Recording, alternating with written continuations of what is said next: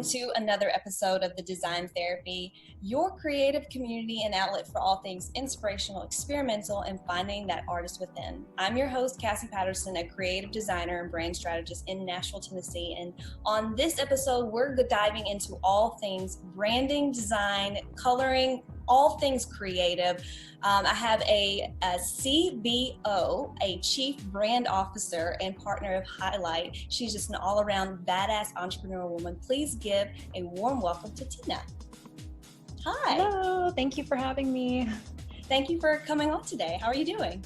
I'm very well. I'm excited to be here and connecting with another beautiful creative and the creatives who are watching. I love this community. It's so positive and so loving, and my heart is so full. I love that. Well, let's just jump right in. Why don't you tell everyone a little bit about who you are and what you do? Okay, well, I would call myself a creative entrepreneur, meaning I am naturally a creative. I love everything creative, but I also love business. So I have a design and business background. And my main focus is branding, but I also run an online community called Creative Career Formula that helps creatives land the career that they want and help them integrate into the creative field. I love that. So how did you get started, and did you just ultimately decide to choose design, or did you always be an artist? Like, what kind of led you towards this path of who you are now? I think in my mind, I didn't believe that you could be an artist and a creative for work. Mm-hmm. So I always loved art, and I think a lot of creatives, spent a lot of time doodling, and they love art class and they love creating, and their heads are in the clouds, but that's not realistic. That's not a real job. And you can't make money doing art. And I remember hearing that from teachers and from family. Yeah. I did from a young age. They're like, if you want to be an artist, you're going to have to pick a more serious career. Yeah.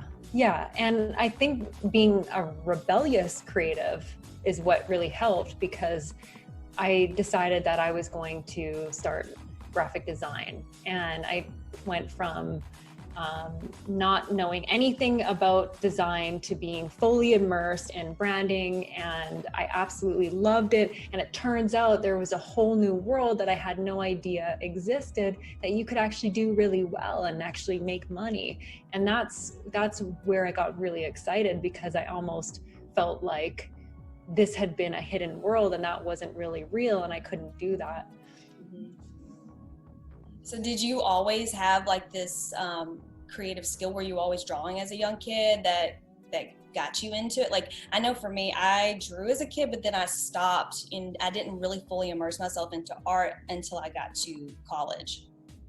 Yeah, I spent a lot of time doing doodles, and I remember getting into trouble. I would come home from school and my mom would be livid because I would have tattoos all up my arms, all over my fingers. Yes. I would get in trouble because I was drawing on other kids, and instead of taking notes, I was doodling and writing notes, and getting in trouble because the teacher would be reading my notes out loud. And it turns out that that was obviously my passion, but I got in trouble a lot for it. Hey, that's what I used to do, henna all up and down my arms when I was like in my teenage years, into college a little bit. I was like, okay, I think I like drawing on my arms to see what it looks like. I love that. Do you still do it? On occasion. I like tattoos. I just had a tattoo artist come on last week, and I never wanted to fully commit to tattoos, so I was like, henna's the next best thing. I love that. Do you play with it still? Like, on occasion. I haven't done it in the last year or two, but I used to a lot. I think once you get to more into your creative professional career every single day, I just forget about it. And, sometimes I even forget to sit down and sketch half the time. I know. I feel you, because we're out there taking Instagram videos for our audience instead, right? Or building your calendar, and organizing and doing more of the business managerial side of things. The boring stuff. Boring stuff, but we have to do it. Yeah. It's part of adulting. Adulting is hard, especially during COVID. I can't. It is. It is. If you're out there and you're saying I'm having a hard time being an adult, we're there for you. We understand, and we just want to create all the time and not have to worry about adult things. Yeah. It's such a process, you know, like going through it on like a daily basis and, you know, really understanding like and nailing that down what your process is. Like for you, do you have any like daily mantras, motivations, or creative spurts to get you in and rolling throughout your day? Is there like a routine for you? Yeah, that's a really good question. There definitely is. And so I'll walk you through my day. I wake up at 5:30. I go down to the gym. Ooh, early. Down to the gym. Yeah, it is early because I have 2 children, so I have to get up before them. And I'll typically bring a book with me. And I don't know if you can see that. Can you see that? There we go. Okay. So this is the book that I'm reading right now. That work every time. This is an amazing book. But I'll go down and I'll read while I'm on the bike for half an hour, and then I'll do a quick workout. And then I'm up getting ready. I'll typically watch some YouTube videos or Instagram lives. I love Michael Janda's live, Business Buds and Tom Ross. And he's a great guy. Yeah. And like the future, like there's a lot of really great design and entrepreneurial podcasts. Gary Vee, love him too. So I'll watch something and then get really motivated and pumped up and then head out to work. And I like to leave my schedule open quite a bit because I always find something will come up that I didn't plan. Yeah. Yeah. Everything it's so unexpected. I feel like in the design world, every single day is absolutely different. Yes. Yeah. And you don't know. So if you leave your schedule open, then when that panic comes in, you're almost prepared for it. So almost realizing that like things are going to take a lot longer and motivating yourself to actually be prepared for that by clearing your schedule. And that was really hard to do. And I learned how to do that from Chris Do. I actually took a snapshot of his schedule and basically mimicked it. And now I typically only have 2 things to do in the day rather than filling my task list full of stuff that really doesn't matter anyway. So I try to do bigger quality things in the day. So I feel really accomplished. So it takes away some of that overwhelming urgency that we put on ourselves, not only to perform well, but to add like a valuable product at the end of the day that's completed. Yeah, exactly. And you just feel lighter and happier. And there's always someone that comes, because I'm helping the creatives in my business and also mentoring them. They always have questions. There's always stuff going on. And then when they come in, I can have a conversation with them and be available. And that feels really good to be able to do that and not feel rushed. There's nothing worse than when you meet with someone and you can tell they're like, I gotta go, like get out of my office. I gotta go in 10 minutes. Can you wrap this up? Yes. All your thoughts in 10 minutes. Go. I feel like you could do that to me and I'd be like, yes, I like you. That works. I love it. I love it. So what is like one of the favorite things that you do for your job now? You know, you said that you help with a lot of students and a lot of people learning. Like what's your favorite aspect of what you do currently? Oh man, you know, it's funny because I thought what I would do completely would just be teaching people branding. So like what a brand is, how to provide it to a client, how to brand yourself, like brand, like only brand. But I realized that was way wrong. I realized what people actually need is a mindset change. That there are things, anybody can learn branding. Anyone can learn the tools. Anybody can learn how to use Instagram, but a lot of the issues that arise is mindset. So my favorite thing to do is research mindset. So lately I've been talking about imposter syndrome. So how to overcome imposter syndrome. Like we're here now, we're talking together and you're doing really well. You're very successful. You're doing well on Instagram. And sometimes, I don't know if you've ever felt like this, but I've felt like this, where I think Every to day, myself, girl. Every here. day. I think it's ingrained in us as creatives. It's a part of who we are, you know, not ever thinking that we're good enough or better enough than what we produce.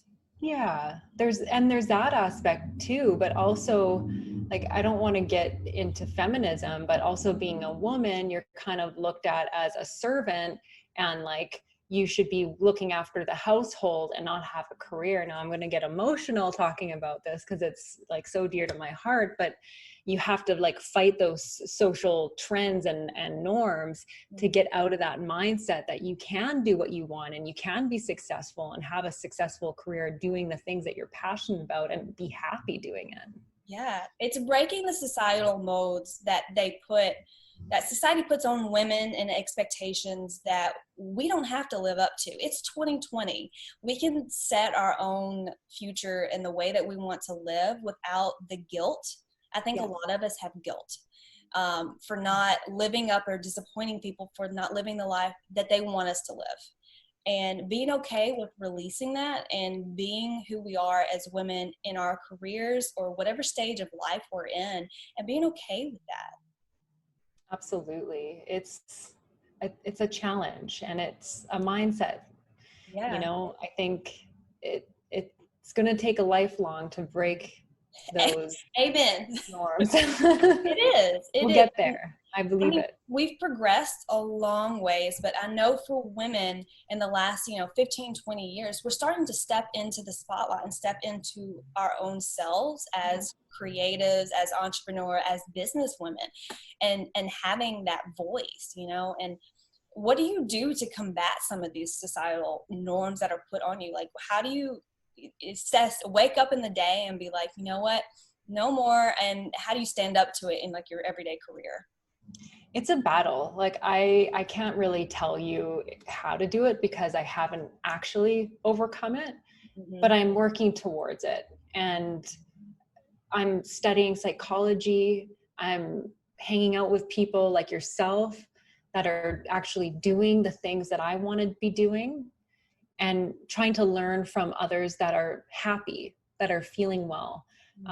Meditation. I know people that meditate. I have my meditation pillow.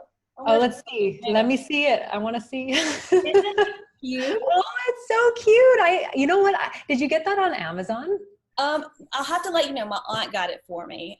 She got it for me on my birthday, and I was like, I'm going to sit in front of my big windows and meditate.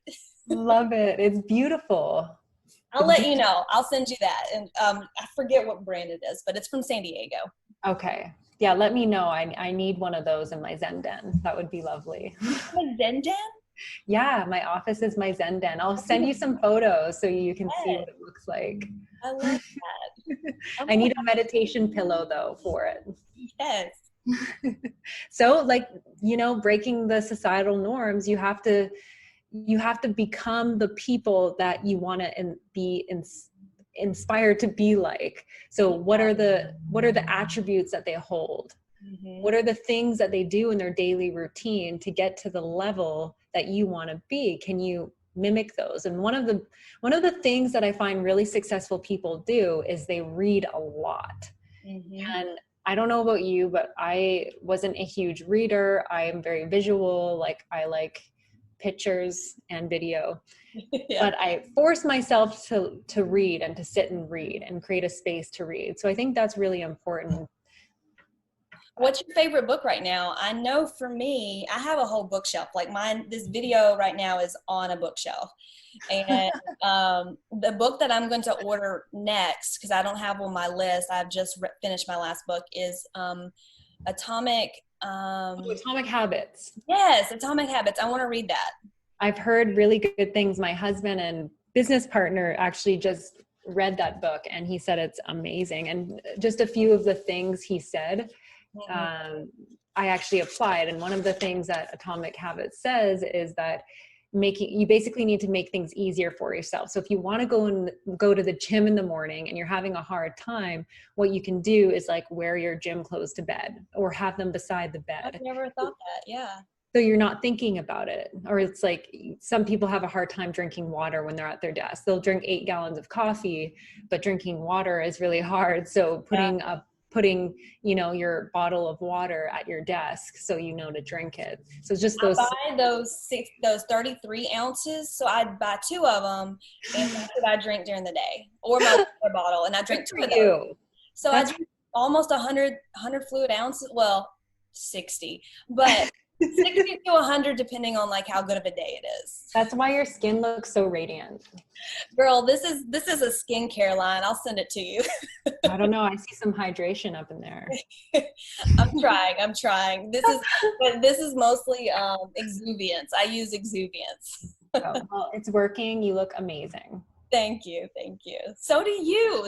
I love your little pearls. Thank you. I can see where you used to draw on your hands, and then you have it on your little cheeks. I love it. You let me know if it's getting too crazy. You can reach out and be like, okay, you need to calm it down with more the better. I think you need some of those.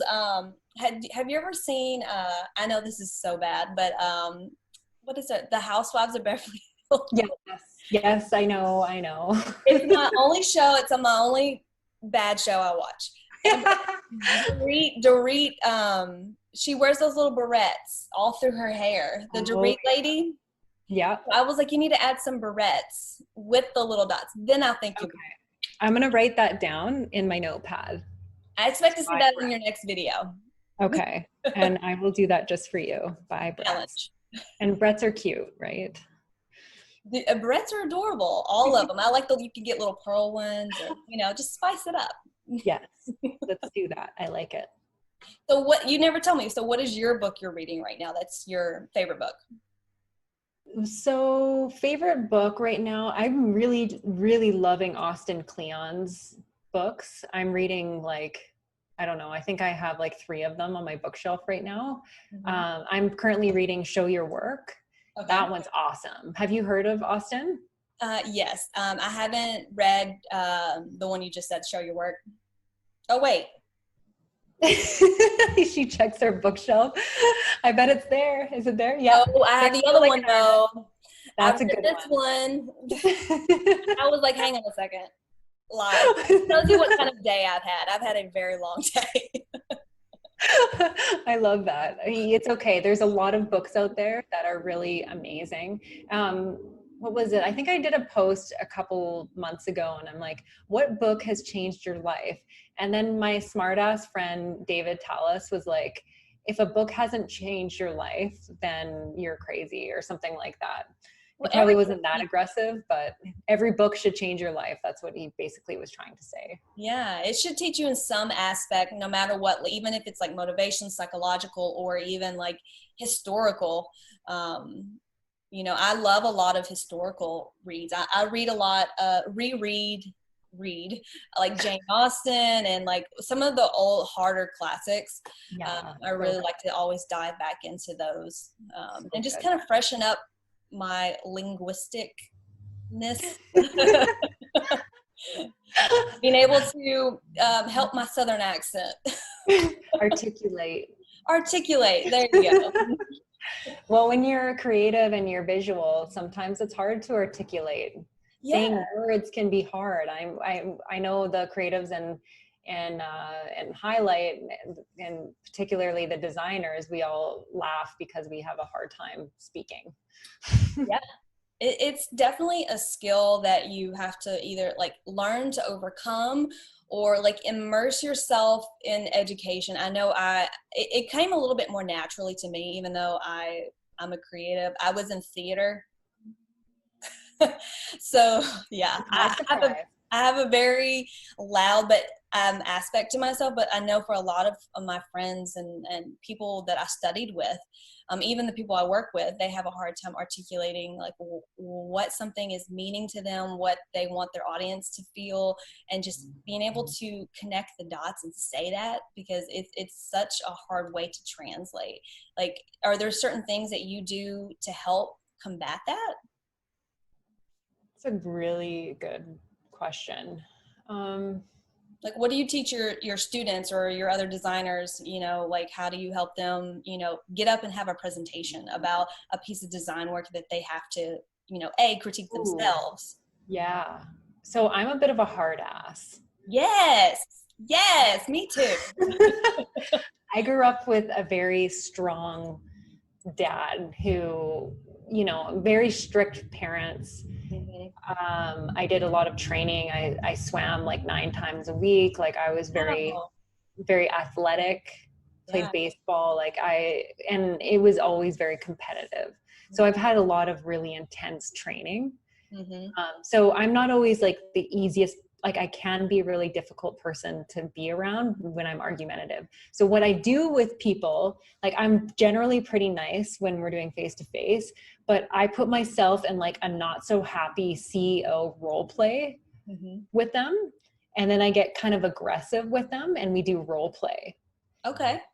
because I know if I'm a little bit more aggressive in our role play, that Mm-hmm. you're going to be more prepared when you're talking to the next person about what you really need and what you really want. So if you're presenting, guaranteed the next person hopefully is a lot more relaxed. So Yeah. now you've dealt with someone who wasn't so relaxed and you're more prepared. So that's basically what I do. I just sit with them and I basically give them the gears and question everything that they're doing and why they're doing it. And then when they present, they're a lot more confident. I think it's easier to start out. I like that. Starting out with something hard and then getting comfortable, because it Yeah, shouldn't be comfortable from the beginning. It should that's always be uncomfortable, like just like you're learning a new skill. yeah, and they teach that in business school. Like if you're assigning somebody a project, you want to give them the longest project first, the hardest one first, because anything else will seem easy. But if you give people the really like small, easy things first, Mm-hmm. then they're going to expect that. And then when things get really difficult, it's going to be a hard transition for them. Yeah. It's a difficult process. I know for me when I was in school, I know my teachers probably hated me because I got up there and No, argued to no one would the hate you. wall. I did. I was like, well, if you don't like it, this is why A, B, and C, and this is the reasoning behind every single Good. line and dot. Good girl. So I love that you share that from an aspect of, helping them grow and learn and push past their own boundaries, because it's such a necessary tool, especially in your career this day and age, because you have to be able to get up and speak to people. It's all about connectivity. Yeah, it's a hard skill, but once you get comfortable with it, it's like anything. When you practice and you do it enough, Mm-hmm. it becomes easy, becomes second nature. Well, what is your so you've been a designer all of your life. So what is your favorite type of design? Ooh, oh man, that's a hard question. I love it all. I think my favorite thing, and this is gonna get like X-rated a little, it, Okay. it's Okay. it's house porn.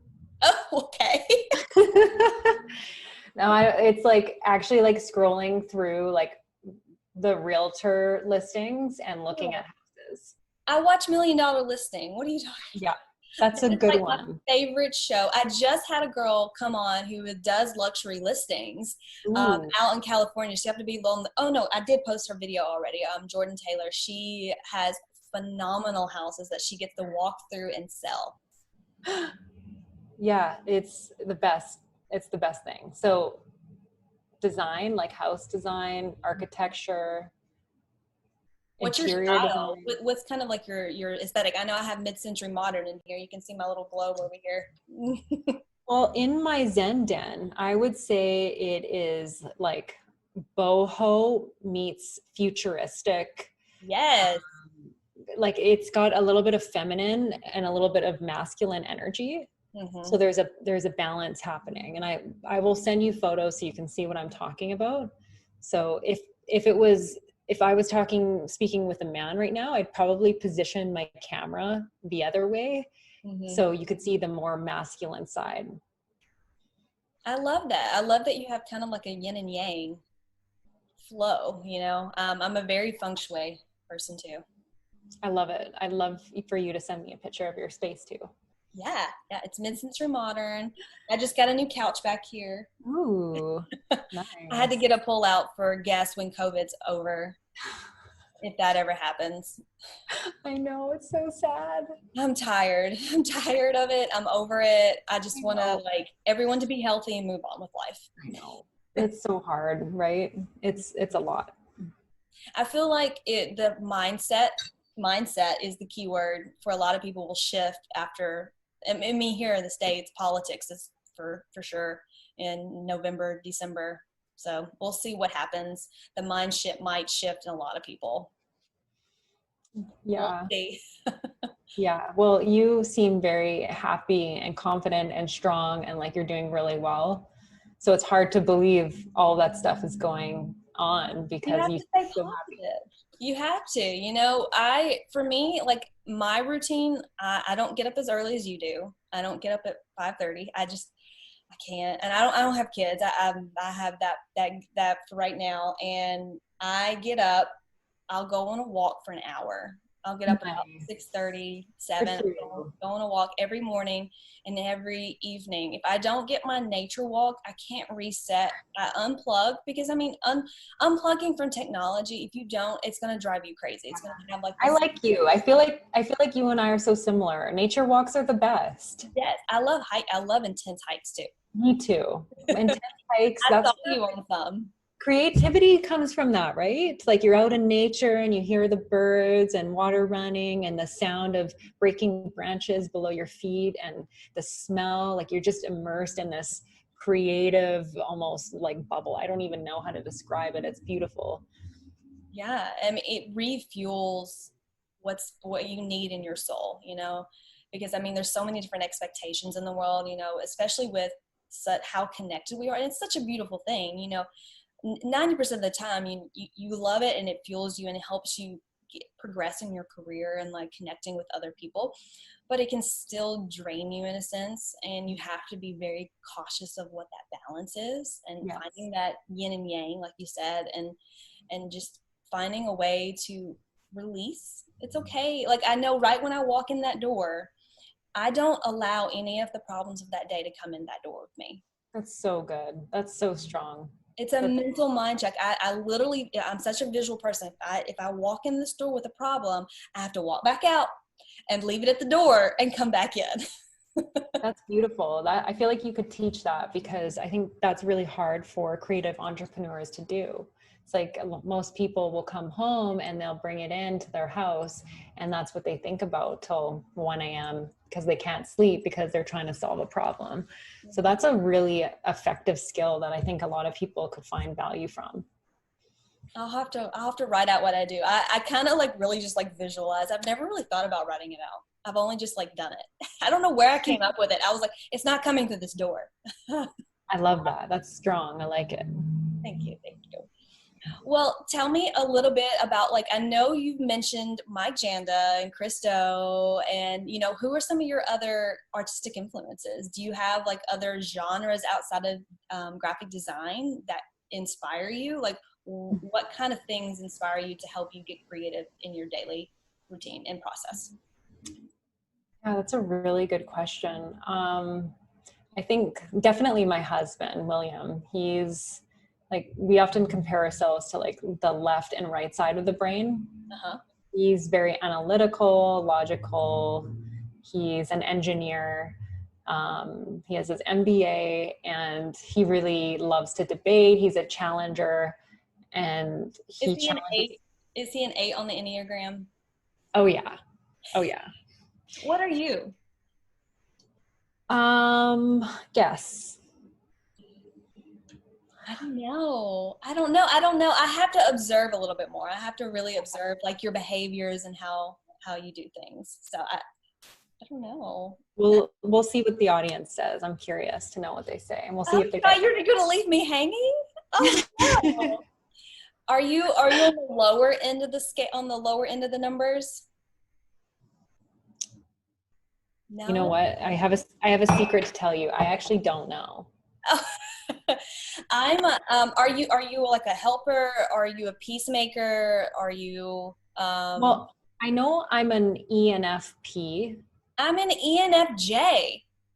Okay, so we're pretty close. I swing between judging and perceiving, Uh, but I lean towards the judging sometimes more of the time than others. Naughty girl. Uh, Judging in a good way. Positive judgment. Positive judgment. Yes, I love that. I see that. I can see that we're very similar. So I'm not surprised that. You So must then be what are you then? Are you on the lower side then? I'm a not well, kind of. I'm a 9-wing 1, so 9. I'm a very peacemaker. I like everyone to be heard and listened and understood. Um, and that's why I'm doing this. That's just why I've changed my hobby, because I want to hear other people's stories and us to connect to one another. And that really kind of displays about like who I am innately. I think 1 is more of a organizational and not analytical, but organized kind of. I can't really remember, but I think that's kind of what the 1 was. I like it. I can see that. Do you think you're a peacemaker? A number 9? Um,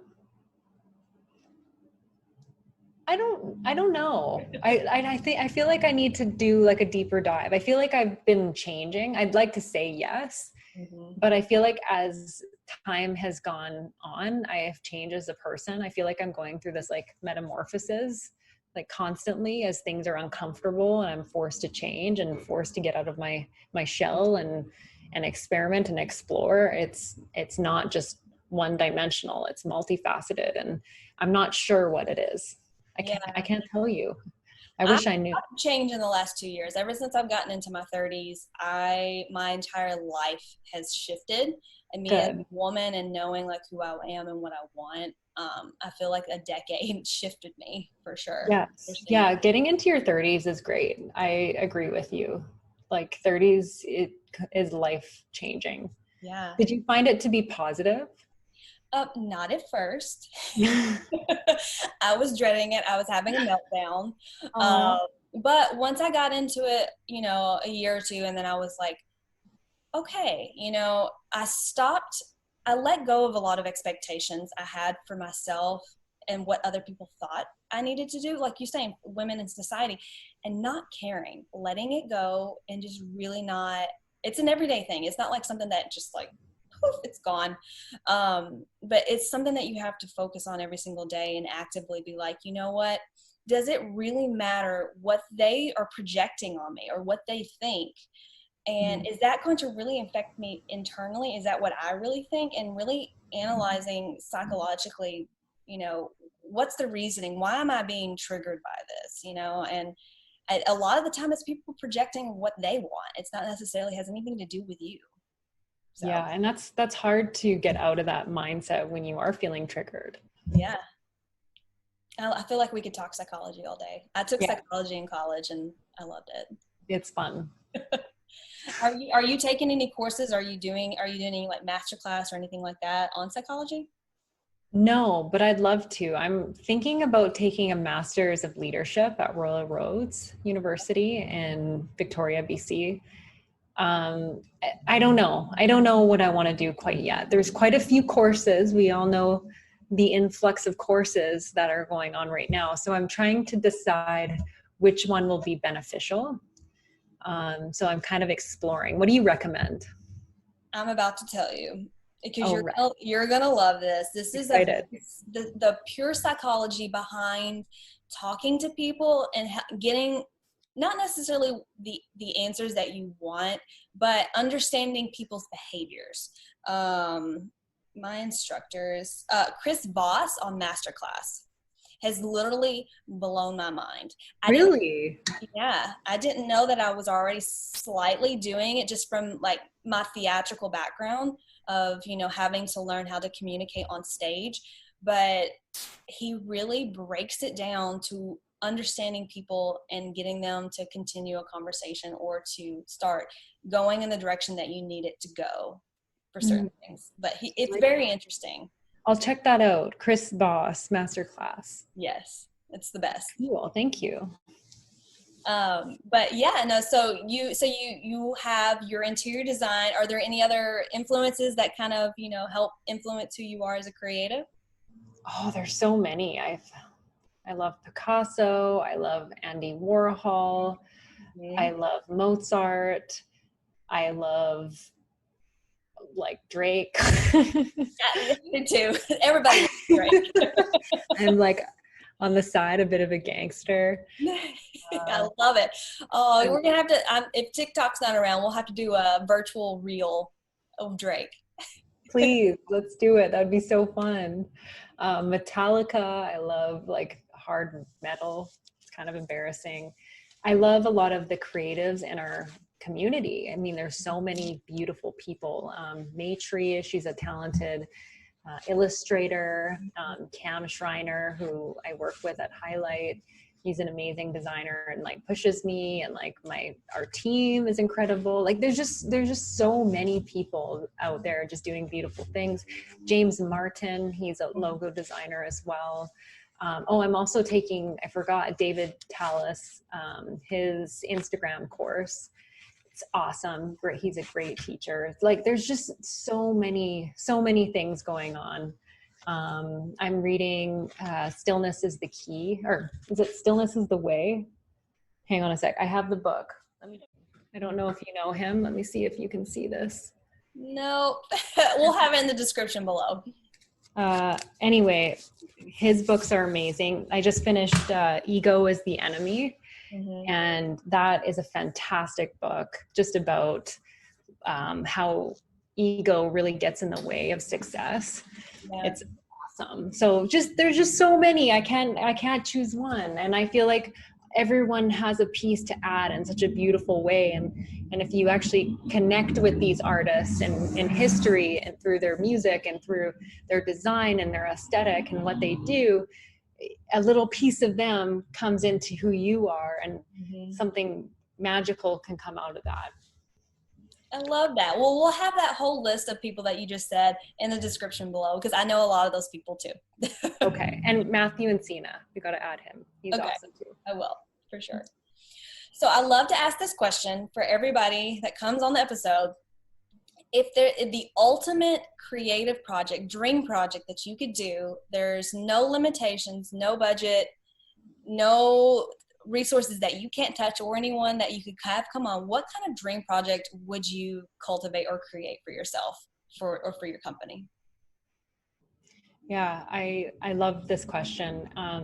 I'd love the opportunity to create an installation. It just seems like such a mammoth of a project, and wouldn't even know where to begin. But like, how cool would it be to create a massive landmark where people would go and they take selfies with it because it represents something meaningful, and it also creates tourism in your city. Like, I just think it would be so fun to collaborate with many creatives on something like that.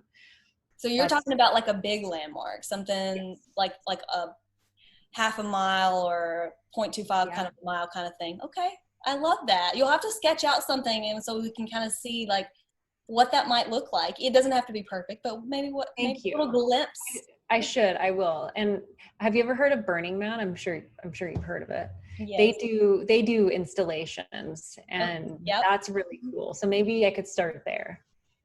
I would love that. I did a long time ago. I would took physical art classes, and it wasn't like a big installation, but it was like it filled up a whole room. It was called the Balloon Project, and we created this like balloon monster and then a video that basically ate us. The balloon monster ate us, and it's hilarious. I love that. Just amateurish, but it kind of fuels that, that realism, that art that you want to touch and have experiential design and play with and feel and experience, That would look so cool. Like, imagine filling balloons up with like concrete or some like solid mass, and then popping them and then painting them like beautiful bright colors, and you made this like massive giant where people could go, or dragon, whatever monster. It was like a weird looking monster with a tail. I'll have to show you. I'll send you the video. That'd be cool. If it was permanent, that'd be so cool. Yeah. Why don't I'll add to your inspiration. You can have like a little bit of a balloon monster part of the selfie installation in the back. I'm into it. Let's do it. Let's collab. I love it. Well, what is some advice that, you've had throughout your careers, or things that really resonated with you that you want to share with other creatives? What is something that you've learned and really held on to as an artist?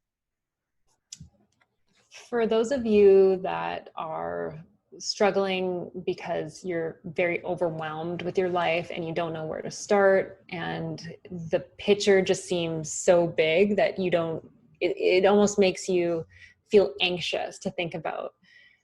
There's this rule in math, and it talks about the compounding effect. Mm-hmm. And over time, what happens if you invest just 1% every day, the numbers will start compounding and growing larger and larger faster. So if you can improve just 1% every day, mm-hmm. over time, you'll look back and think, wow, look at how far I've come. But it's so hard to see when you're just doing that one thing.